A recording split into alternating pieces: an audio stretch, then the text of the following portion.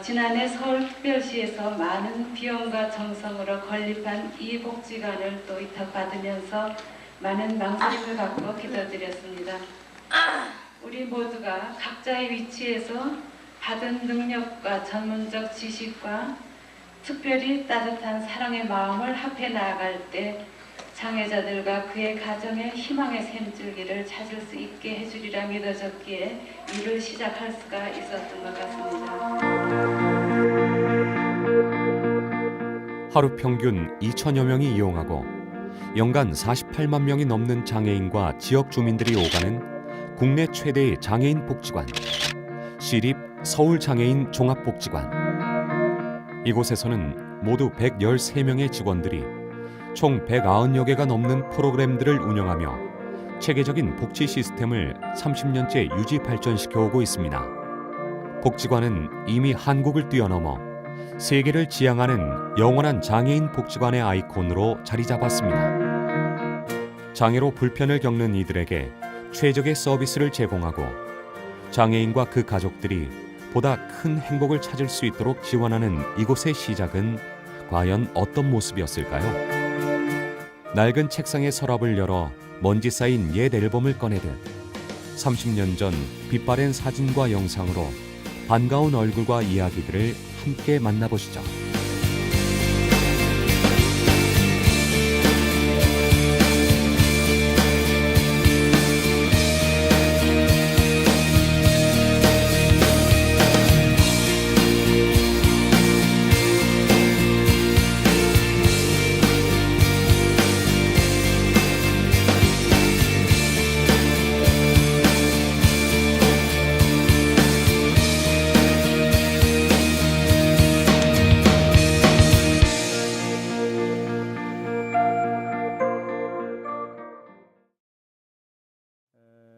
(1970년대까지는) 우리나라 장애인 복지가 이렇다하게 발전하지 않았는데요. 80년을 계기로 해서 심신장애자 복지법을 최초로 만들면서 정부가 장애인 복지를 본격적으로 추진하는 것이 기본 배경이었습니다. 그때 이 장애인 복지법을 만들면서 장애인 복지 사업을 하는데 특히 시설이 과거에는 주로 이제 생활시설, 단순 구호하는 그런 시설만 있었는데요. 본격적인 어떤 전문 재활시설을 만들어야 되겠다는 그런 방침을 정했더랬었죠. 근데 마침 1981년이 세계 장애인의 해였기 때문에 유엔에서는 10년 동안에 세계 각국에 있는 나라들 모든 나라에게 장애인 복지에 대한 거를 아주 구체적으로 단계적으로 실천할 수 있도록 여러 가지 조치들을 많이 했어요. 근데 우리나라는 아시아 태평양 지역권에서 이제 경제사회, 이사회 그 회의 때마다 복지부 장관들을 불러가지고 그 행동계획 안을 들고 보고하도록 한 거예요. 그러니까 우스갯소리로 얘기하면 각 나라가 그거를 안 할 수가 없을 정도로. 그걸 이제 서울시로 하여금 이걸 짓도록 그렇게 결정을 내려서 서울시 예산으로 1981년에 장애인 복지관을 건설하게 됩니다.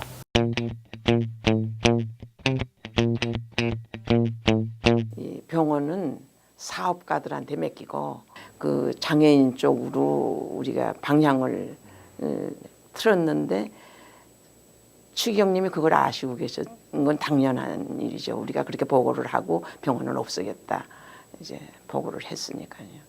그런데 이제 이 장애인 복지관을 이제 교회에다가 우리 가톨릭에다가 위탁을 하겠다고 하니까 시에서 그러니까 뭐 당연히 그냥 우리 수도원이 우리 서울장애인종합복지관은 그야말로 한국의 장애인 재활 프로그램의 하나의 모델로 시작이 되는데요. 이 모델을 만들기 위해서 1979년부터 1980년 두 해에 걸쳐서 외국으로 하는 시찰도 나가서 견학을 하고 그랬습니다. 일본의 국립재활의라든지 호주의 그 퀸 엘리자베스 세컨드 리해빌리테이션 센터라든지 유럽의 어떤 리해빌리테이션 센터를 보고 우리나라에서 리해빌리테이션 센터, 재활센터 개념의 전문 재활 사업을 시작해야 되겠다. 이렇게 해서 만든 것이 서울장애인종합복지관입니다. 근데 이걸 어떻게 해야 될지 막막하던 차에 누가 이거에 대해서 좀 아는 사람이 있다고 그래서 그게 당신이라 그러더라. 그래서 찾아왔다. 그러니까 딴소리 하지 말고 좀 이거 맡아줬으면 좋겠다. 네, 저희 복지관은 장애자 복지 문제를 다각적인 방법으로 시도하고 있는 그런 기관인데 조금 재활원하고 틀리다면은 사회복지 여러 용역 중에 아주 내가 이게 깊이 인상을 받았던 분야가 장애인 복지였어요. 그래서 이거는 기회를 놓치지 말고 제대로 되도록 하는데 내가 조금이라도 일조를 해야 되겠다. 그런 생각을 가지고 승낙을 했어요.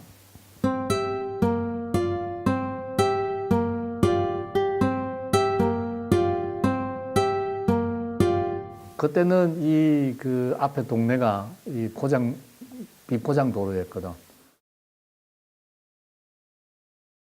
그날 행사 먼지 날까봐 구에서 나와가지고 먼지 날까봐 탁 뿌리고 그때 이순자 여사가 오셨을 거야 아마. 개관 기념일 날 우리는 신원조회가 안 돼서 참석 못하고 다방에 가 있다가 다 끝나고 왔던. 우리 장애인 복지관 하나밖에 없었잖아. 그러니까 우리가 하는 거는 모두 다 새로운 거라. 없었으니까. 그 다음에 참 그때는 캠프도 열심히 했지.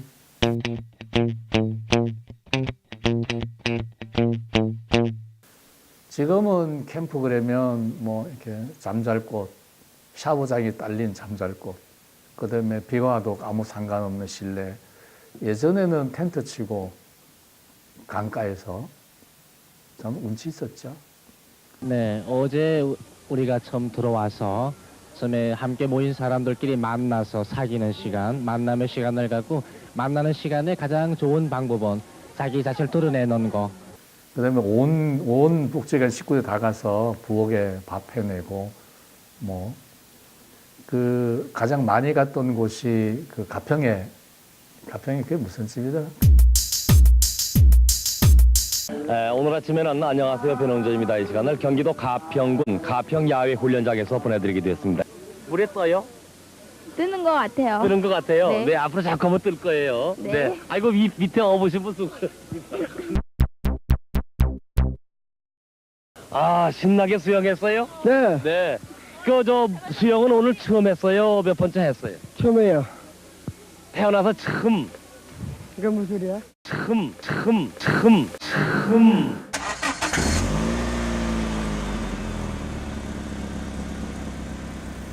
거의 체력적으로 거의 죽었다 살아나는 그런 경험을 했었던 것 같아요. 손해진단 때는.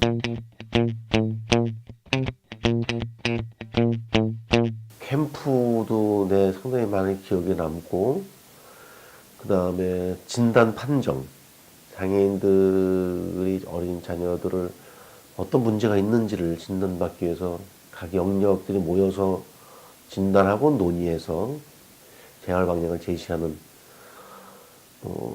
사회복지, 특수교육, 재활, 의료도 물리치료, 작업치료, 언어치료, 또 심리, 이런 쪽들이 다 모여서 진단 판정과 팀 어프로치 서비스를 진행을 하면서 시립 서울장애인 종합복지관만의 강력한 팀워크는 가톨릭대학교 의과대학 재활의학교실의 도움을 받아 관내에서의 일상적인 진단에 그치지 않고 관외로 나가 진단하는 순회 진단을 1983년부터 시작하게 됩니다.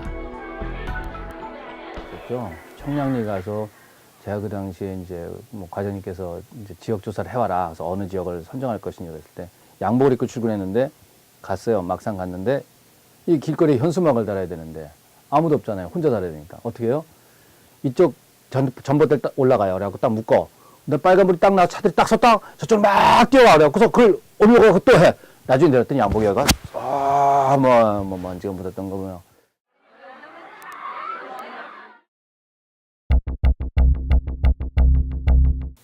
저희가 사실은 그때 뭐 바카스 이런 걸 많이 주셨거든요. 왜냐하면 너무 많이 오셔서 계속 얘기를 해야 되니까 아침 일찍부터 밤 늦게까지 어떤 때는 내가 얘기를 하고 있는데 무슨 얘기를 하고 있는지도 모를 정도로 그때는 참 그 왜 장애라는 거 자체를 인식이 낮으셔가지고 아이들의 문제가 굉장히 심각한데도 이제 그 복지관으로 오시기보다 그냥 순회 진단에 오시는 경우들도 꽤 있었고.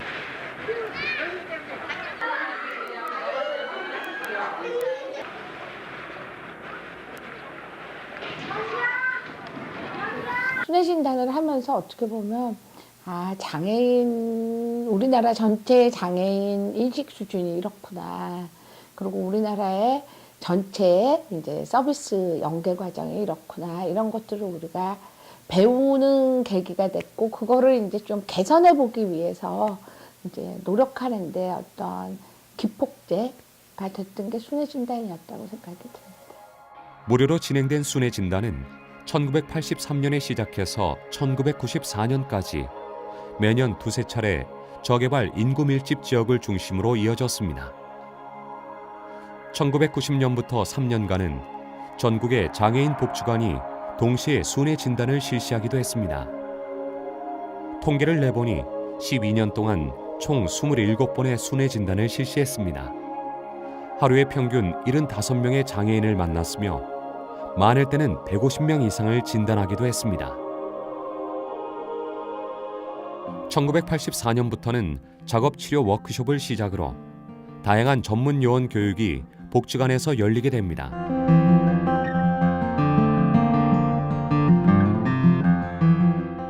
뇌성마비 조기 진단 및 치료 워크숍에는 전국에서 장애아 부모들이 350명이나 참석하는 등 큰 관심을 보이며 대성황을 이뤘죠. 같은 해 여름에는 언어치료 전문 요원 교육도 열렸는데요.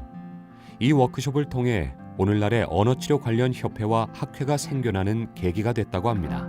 그 언어치료라는 그런 학문이 이제 그 도입된 지가 얼마 안 됐었어요. 그래서 저희 복지관에서 그 언어치료에 대한 그 연수를 했었어요. 그게 이제 시발점이 되어서 우리나라의 언어치료실, 그러니까 언어치료사들을 위한 학회와 협회가 처음으로 시작이 된 곳이에요. 그래서 지금은 뭐 전국에 뭐 40여 개 군데에 언어치료학과도 있고 또 지금은 언어청각 뭐 임상협회나 학회가 있어서 지금 활발하게 지금 일하고 있거든요. 그런데 그 효시가 저희 서울장애인복지관이었어요.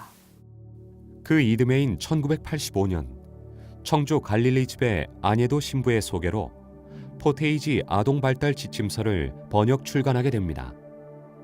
교육과정 중심 지침서로 지금도 현장에서 널리 쓰여지고 있습니다. 제가 여러 가지 프로그램에서 미국에서 연구를 했는데 그 당시에 포테이지 프로그램 아주 잘 됐다고 생각했어요. 부모님들은 따라할 수 있고 또 모든 과정 그 장애인 아이들을 그 따라할 수 있게 만들었고 그래서 아주 프로그램 좋다고 그래서 제가 관심 많이 있고 또 벌써 그 정주에서 프로그램도 시작했고 갈릴리 집 그래서 갈릴리 집하고 그 장애인 복지관 같이 할 수 있다고 제가 여기서 너무 약하고 혼자 못했고 그렇지만 자료 미국에서 준비했고 스님도 선생님들에게 보여주고 그분들이 더 번역도 많이 했고 프로그램 완전히 더 마련해 주셨어요.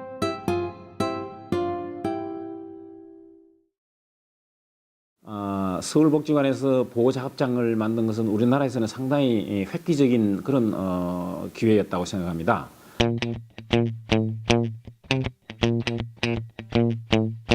그 지적 장애나 또는 어떤 발달 장애로 인해 가지고 취업이 어려운 그런 장애인들에게 일할 수 있는 기회를 제공한다는 것은 상당히 그때 당시로서는 참 어려운 그런 일이었죠.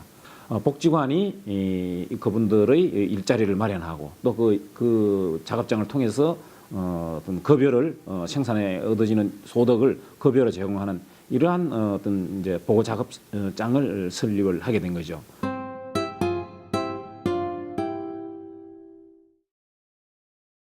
당시에 저희 이제 조기교육실에 대기자가 정말 거짓말로 안 보태고 한 5,000명 정도 됐어요. 전국에 뭐 제주도부터 해서.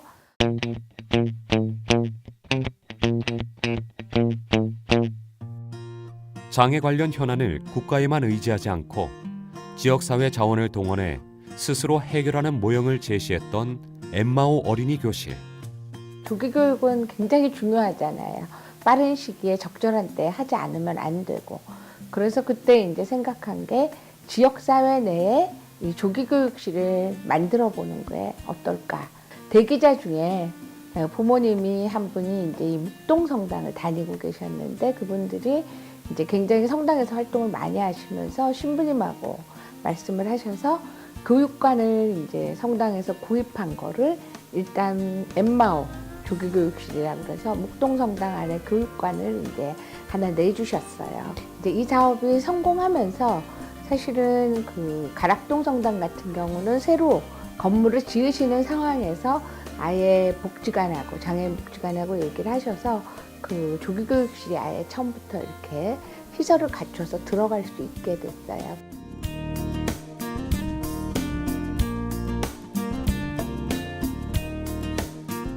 그러던 1992년 복지관은 직업 재활의 방법을 공과 중심에서 직업 적응 훈련 과정으로 바꾸게 됩니다.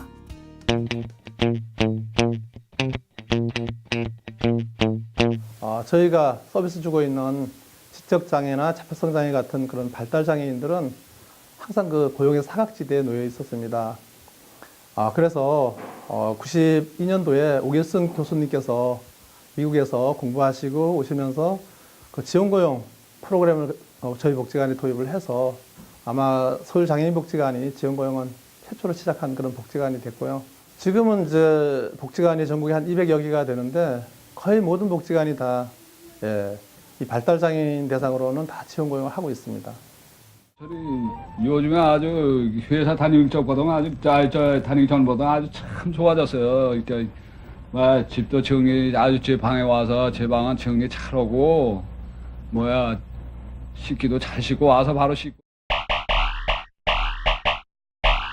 그 지원고용 비디오 만들려고 제가 천호동 백화점 앞에 갔을 때 그때 윤성덕 팀장님하고 같이 비디오 앵글을 설치하고 인터뷰를 하는 도중에 직원이 나와서 여기서 인터뷰하면 안 된다 그래서 여기서 해주시면 안 됩니다. 그때 몸싸움도 나고 그래서 다른 데 옮겨서 또 인터뷰를 하고 하는데요.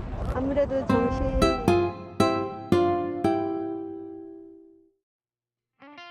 장애 자녀를 둔 부모님들이 직접 만든 자립보호작업장 성지산업이 복지관의 도움을 받아 1993년에 문을 열었습니다.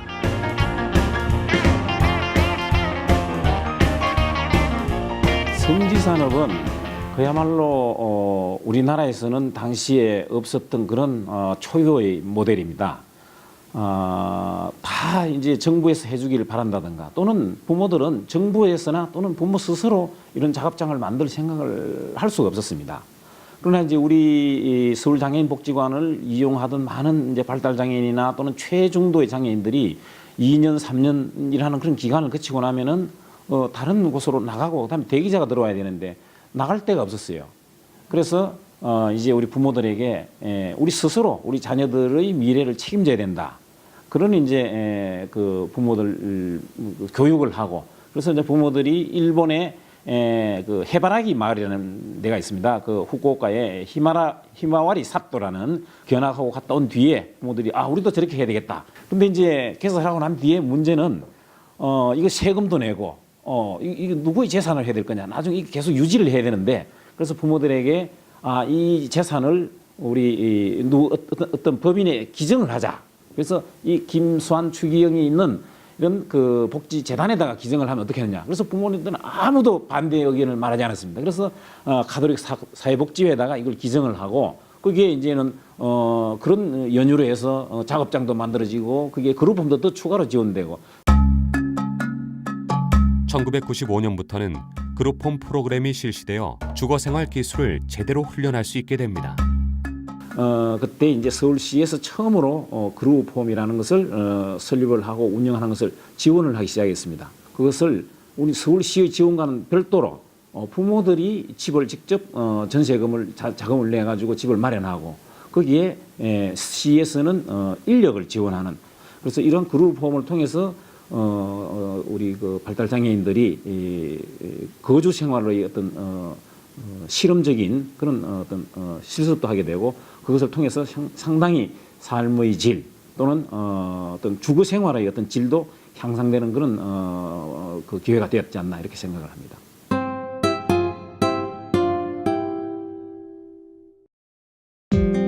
이듬해인 1996년 이현세 작가와 황미나 작가의 자원봉사로 정신지체 장애아에 대한 이해를 돕는 자료가 만화책과 애니메이션으로 제작되어 보급이 됐는데요. 그 제목이 우리 친구 까치였습니다.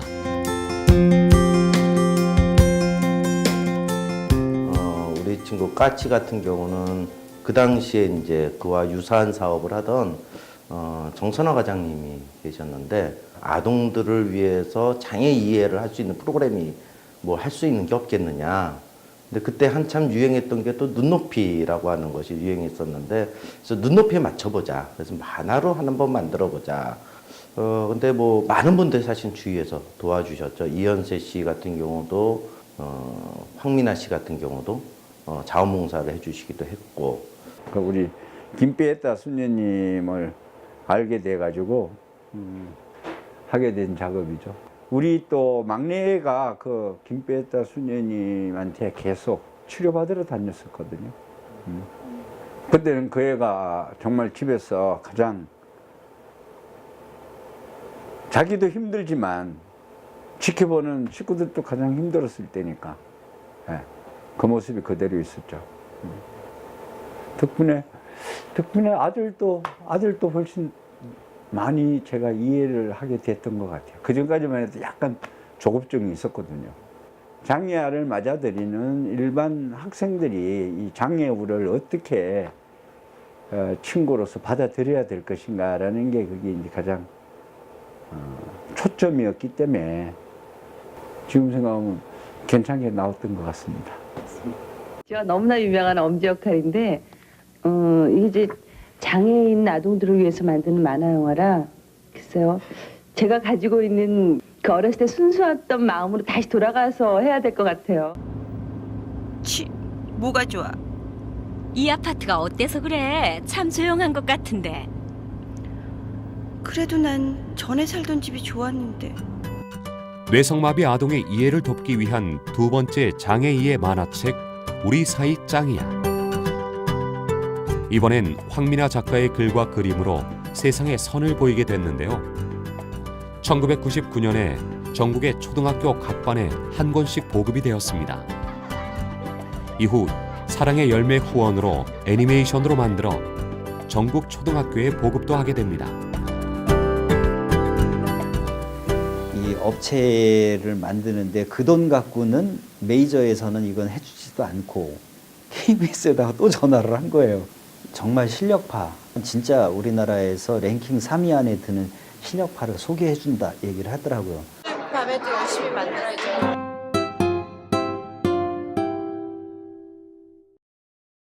보고 재미있다고 느끼는 그걸 만들었다고 생각을 하기 때문에 굉장히 자부심이 있는 작품이에요. 그래서 만화는 시간을 독자가 스스로 만드는 거고, 이 동영상 쪽은 정해줘서 그 시간 안에 감동을 봐라 니네가 이렇게 정해서 던져주는 거거든요. 그래서 그 시간이라는 게 굉장히 큰 차이가 있는데 그게 제일 잘 극복이 된 작품이라고 생각해요. 감동을 받아 울기도 하였습니다. 저도 장애인을 본다면 도와줄 것입니다.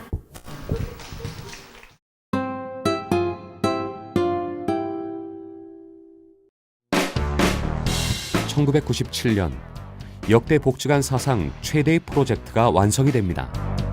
바로 서울 수중재활센터의 개관이었습니다. 당시의 이름은 서울 리포츠센터였죠. 소요 공사비 19억 5천만 원 중 서울시 보조금 4억 8천만 원, 후원금 및 자체 부담금 14억 7천만 원으로 시행하게 되었습니다.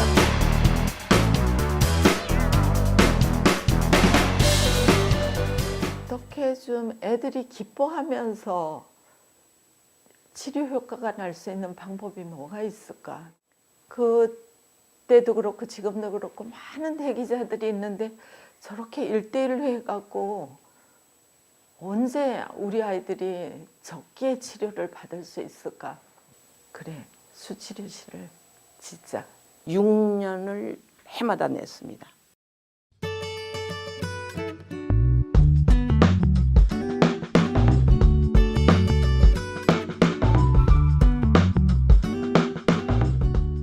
이곳이 문을 열게 되면서 수중운동, 심리운동, 감각통합치료, 스누젤렌 등의 프로그램을 본격적으로 이용자에게 제공할 수 있게 됩니다. 처음에 저희도 하면서 많은 지식이 부족해서 외국 강사님들도 모셔오고 해서 프로그램을 진행하면서 그 와스라든지 바디라가지라든지 아니면 아이찌라든지 이런 메소드를 계속 프로그램에 적용하면서 지금은 다른 어떤 곳과도 좀 차별화된 그런 수중 재활운동 프로그램을 많이 다져서 지금 하고 있습니다.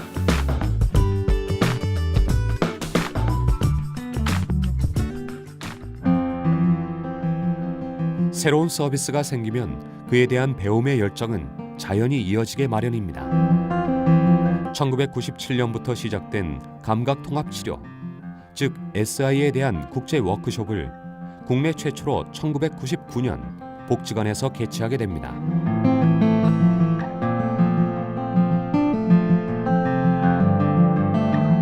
당시만 해도 감각통합이라는 것이 학교에서도 수업 강의 속에 없었고 그냥 책에서만 봤던 건데 우연찮게 그 황성수 선생님하고 권혜정 교수님이라는 분이 미국에 다녀와서 감각통합에 대한 연수를 받고 오셔서 우리한테 소개를 시켜줬고 우리나라에서 그런 복지 워크숍을 했으면 좋겠다라는 생각을 해서 그 패트리샤 윌버거 선생님이라는 유명한 선생님을 모시고 복지 워크숍을 시작을 했죠.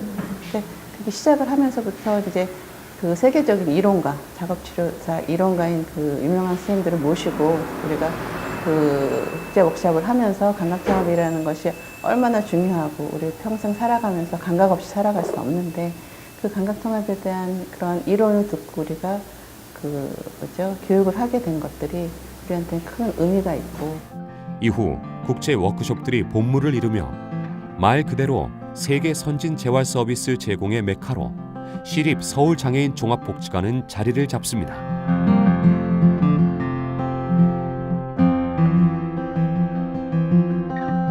과학기술의 발달과 더불어 장애인 보조기구에 대한 관심이 높아져 가던 2008년 드디어 복지관 내에 서울보조공학서비스센터가 문을 열었습니다.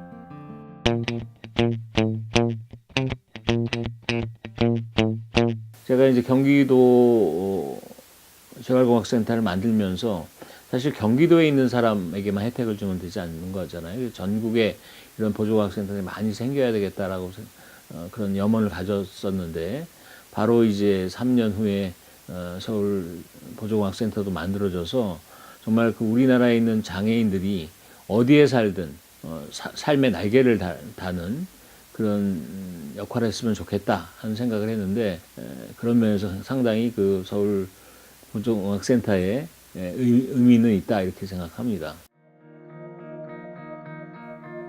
시립 서울장애인 종합복지관의 프로그램들은 이제 우리 사회의 보편적인 장애인 재활 프로그램으로 정착이 되었습니다. 하지만 시립 서울장애인 종합복지관만의 전문성을 갖게 하는 중요한 분이 이곳에 근무하고 있습니다. 뭐 경제적인 이유나 어떤 뭐 지리적인 여건이나 하여튼 여러 가지 이유를 해서 가지 않는 그런 곳에서 제가 일을 하고 싶어서 제가 의사가 됐기 때문에 그래서 이제 계속적으로 그런 데가 어딜까 하고 생각하던 중에 재활의학과 의사가 제가 할 때만 해도 재활의학과 의사가 없었었거든요 거의. 그래서 재활의학이란 분야가 어쩌면 그 목적에 부합할 수도 있겠다. 그래서 제가 재활의학을 택했고 생각해보니까 거의 뭐 묻게로 여기 장애인 복지관의 재활의학과 의사는 카톨릭 의대 출신이 이렇게 자연스럽게 그렇게 됐던 것 같아요. 그래서 저도 이제 이미 학교 때부터 여기 실습도 나왔었고 견학도 왔었었고 마침 정말 하나님의 뜻으로 우리 장애인 복지관에서 그 근무하고 계시던 그 재활의학과 선생님이 계셨는데 그 선생님께서 제가 전문의 따는 고해에 다른 대학병원으로 그 이직을 하시게 됐었어요. 그래서 하여튼 모든 것들이 다 그래서 이제 그 기독교에서는 모든 것이 합력하여 선을 이룬다는 말이 있거든요. 그래서 제가 그랬던 것 같아요. 그래서 그 모든 것들이 다 합해져서 딱 맞아 떨어져서 제가 우리 서울 장애인 복지관으로 오게 된 것 같아요. 감사하죠, 뭐.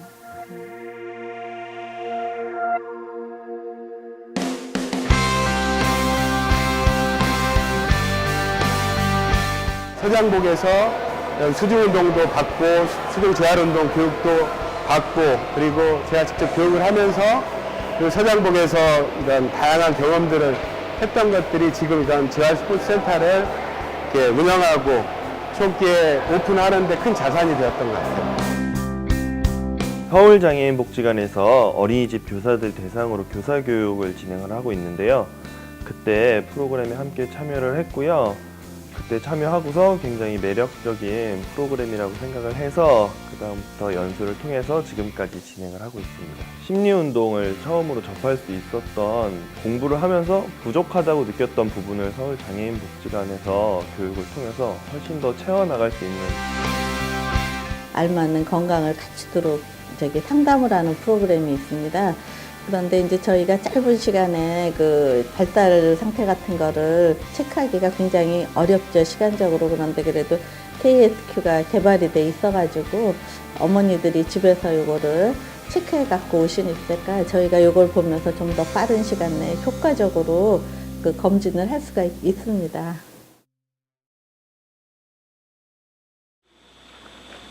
인도의 보건사회부 장관이 데레사 스님에게 말하기를, 나는 돈으로 내 일을 하지만 당신은 사랑으로 내 일을 도와줍니다.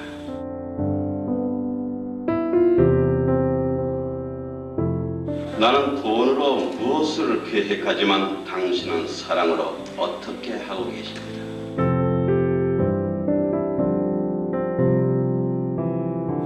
생각해볼 때 인간을 행복하게 하는 것은 결코 시설이나 제도 혹은 물질이 아닙니다. 다시 말해서 막대한 돈을 들여 세워놓은 딱딱하고 찬 시설물이나 건물이 아닙니다. 사람들을 궁극적으로 행복하게 해주는 것은 사람이 빵만으로만 살 수 없다고 하신 주님의 말씀대로, 즉 이 시설과 의료기술을 지닌 사람들에게 사랑이라고 하는 하나님의 얼이 함께할 때 비로소 고통받는 인간을 치유할 수 있고 행복하게 해줍니다.